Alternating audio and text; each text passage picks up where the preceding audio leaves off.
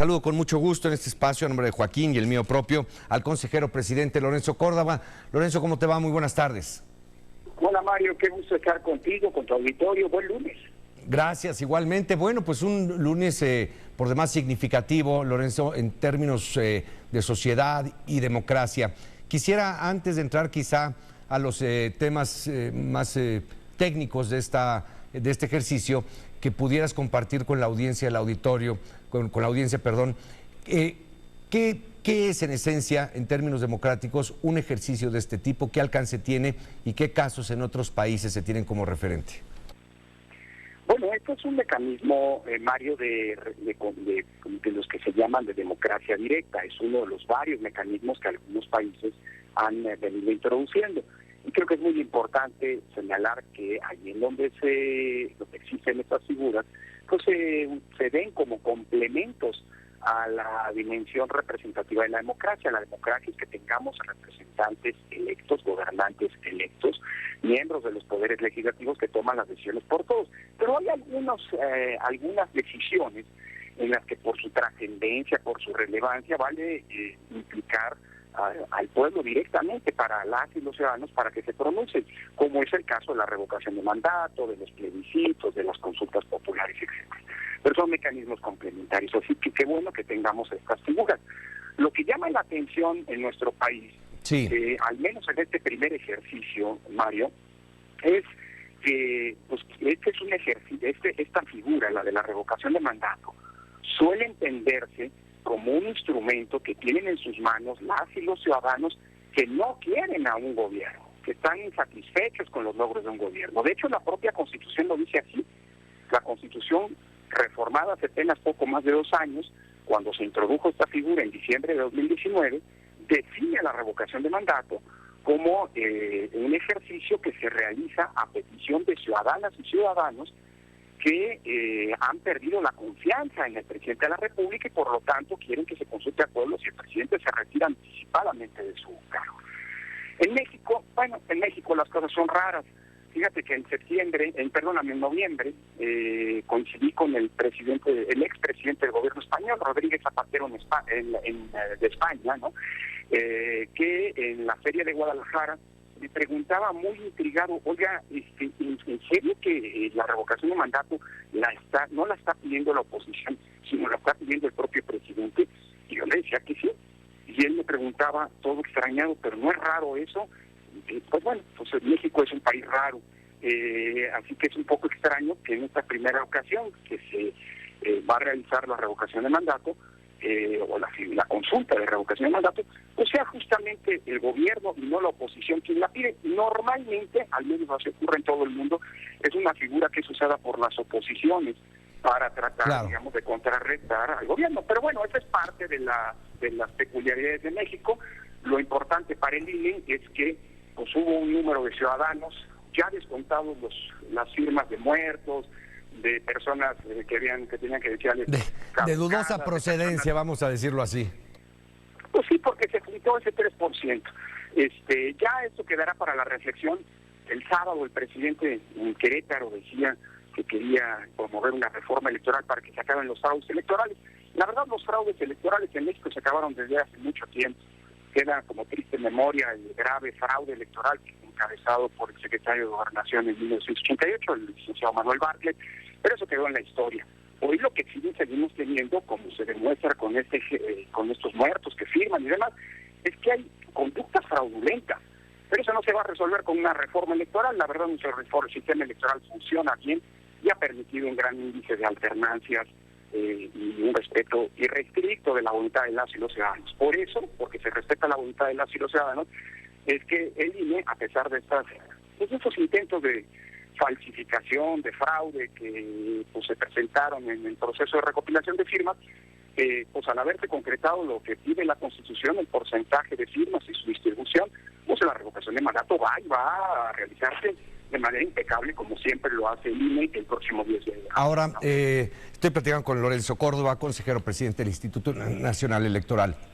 Lorenzo, en términos de cobertura, ¿qué significa la disminución de casillas? Es decir, ¿será muy complicado llegar hasta alguna casilla o simplemente derivado de la falta de presupuesto ante la negativa del gobierno a concederlo, nos tomará más tiempo llegar a un centro de participación o votación, no sé técnicamente cómo llamarlo.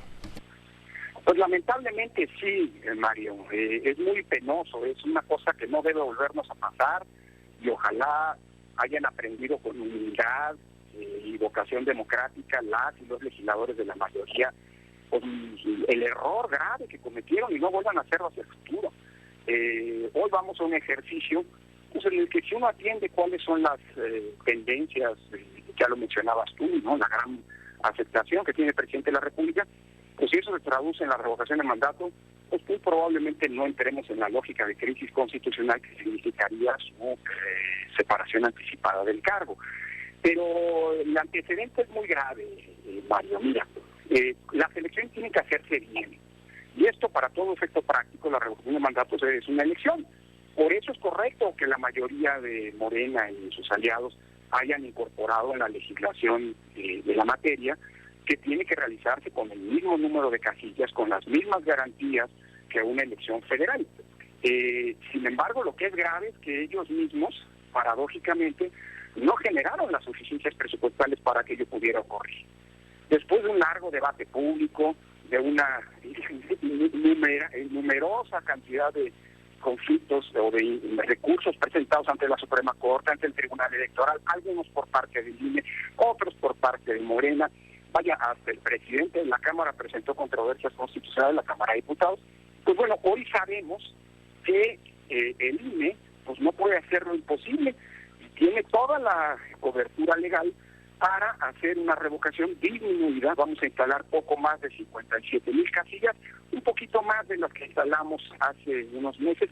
Por cierto, cuando también se nos negaron recursos por parte de la Cámara de Diputados del Gobierno para la consulta popular en agosto pasado, pero no es lo deseable. Hoy eso ya queda claro, no es culpa del INE.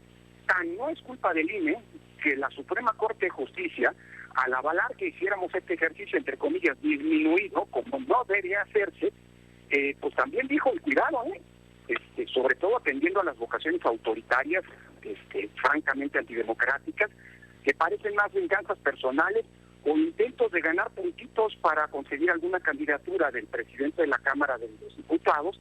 Lo que la Corte dijo es que en las decisiones que está tomando el INE y que lamentablemente no se ajustan a la ley, como nosotros desde el INE quisimos y siempre intentamos, pues nadie puede hoy presentar algún tipo de denuncia o de recurso para fincarnos responsabilidades administrativas o penales. Es muy lamentable lo que está pasando, sí. ¿Quién va a pagar por ello? Pues lamentablemente las y los ciudadanos, porque las casillas, al ser menos, pues van a estar más lejos de donde deberían estar. Si de por sí cuando en la elección federal. Si de por sí cuando la cercanía abona, los niveles de participación no son altos, como ocurrió en la consulta que ya referías, bueno, pues veremos ahora, ¿no? Pues sí, ojalá y participe mucha gente. Mira, gracias al INE, Mario, todas las ciudadanas y ciudadanos que deseen participar, ojalá y fueran los 92 millones de mexicanas y mexicanos inscritos en la lista nominal, van a tener una boleta esperándolos en el centro de votación que les corresponda. Eso es gracias al INE, porque si fuera por los diputados y diputados, por la Secretaría de Hacienda, pues muy probablemente hasta parece que intentaron generar un contexto para luego culpar al INE de los resultados por si salen mal las cosas.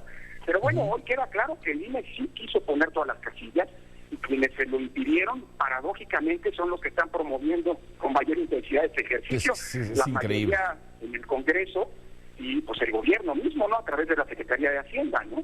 Ojalá y esto no vuelva a ocurrir, Mario. Pues porque si esto se presenta en 2024, otra vez, entonces sí, cuidado, porque la democracia va a estar en riesgo. Ojalá pues, y repito, con humildad, los legisladores reconozcan su grave error, porque es por su culpa que no se van a poder instalar todas las casillas. Pero gracias al INE, todas las y los ciudadanos van a poder votar. Fíjate que es un debate, presidente, que yo he mantenido en muchísimas ocasiones cuando hay señalamientos hacia ustedes, si no es que me convierta yo aquí en el defensor del INE. Pero bueno, al final de cuentas, ustedes actúan con lo que los legisladores les dan, les proveen, desde las leyes hasta los ordenamientos. Entonces, de pronto pues, ¿qué te podré decir? Este diálogo de sordos llama la atención porque pues quienes fijan las normas para jugar son ellos. Ustedes realmente son quienes ejecutan. Finalmente, consejero presidente, te agradezco muchísimo. Y una última pregunta.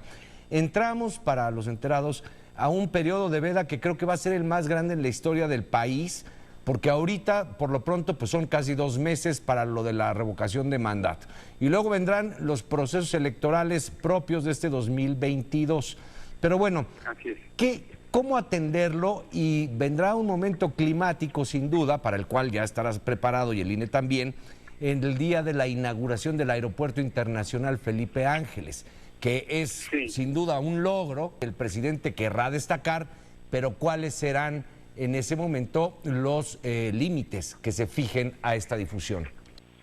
Mira, Mario, creo que es un gran tema y qué bueno que lo estás colocando para que la gente no se deje engañar. Entonces más vale ir aclarando las cosas desde ahorita.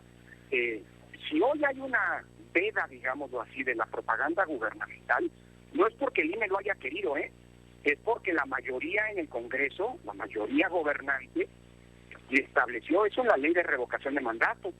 Por cierto, en otros países en vez de revocación de mandato, pues nomás faltaba que el presidente no pudiera defenderse de la oposición y la oposición acusara al presidente. Pero las reglas son las reglas, y aquí las puso la mayoría en ambas cámaras. Y esas reglas, como bien dices, el INE las va a hacer cumplir puntualmente. Llama mucho la atención porque ya me enteré que en los próximos días se va a presentar una impugnación para que no se suspenda la propaganda gubernamental. Pero sería paradójico porque hasta la Suprema Corte de Justicia hace unos días, tú lo recordarás, la semana pasada, estableció que los partidos políticos no pueden promover ni siquiera la participación ciudadana en este ejercicio. Solo le corresponde al INE y a las ciudadanas y ciudadanos en individual. Así que vamos a ver si se presentan estas impugnaciones. La verdad es un poco absurdo porque pues, parece que ahora los más molestos porque no haya propaganda gubernamental pues son los mismos que la pusieron en la propia ley, pero así son las cosas en este país. Tiene razón en efecto, además Mario, que en los 6 estados en donde se va a renovar la gubernatura, solo en los 6, la propaganda, la veda electoral. Sí, se va a prolongar por 4 meses prácticamente, ¿no? Exactamente, en esos estados sí, en el resto del país no, pero hoy, a partir del viernes pasado, y hasta el 10 de agosto toda la propaganda gubernamental, federal, local y municipal está prohibida, salvo aquella que, como decía Javier, bien Giles, ¿no? Hace su nota previa, decía, tiene que ver con educación, salud y protección civil. Por cierto, ¿qué va a pasar con el aeropuerto? Decías, pues mira, pues nadie impide que el presidente inaugure obras o que el gobierno siga funcionando. Lo que pasa es que no se va a poder publicitar eso y no se va a poder hablar de ello tampoco en la mañanera hasta que el Tribunal Electoral, porque eso se considera por parte del Tribunal Electoral como propaganda gubernamental, la exaltación de los logros de gobierno, y ojalá pues no caigamos en la tentación, como ya ha pasado, pues de que los propios gobernantes violen la Constitución. Ni hablar, son las reglas, gusten o no, podemos discutirlas, pero mientras estas sean, las vamos a hacer cumplir a pie juntillas, ¿no? Bien, pues Lorenzo Córdoba, presidente consejero del Instituto Nacional Electoral, muchísimas gracias por haber aceptado esta comunicación a nombre propio y claro está de Joaquín López Dóriga. Muchas gracias. Gracias a ti, Mario, y sobre todo por la oportunidad de poder comentar estos temas sobre los que, por cierto, luego se dicen muchas mentiras, así que gracias por el espacio. Gracias, Lorenzo, muy buenas tardes.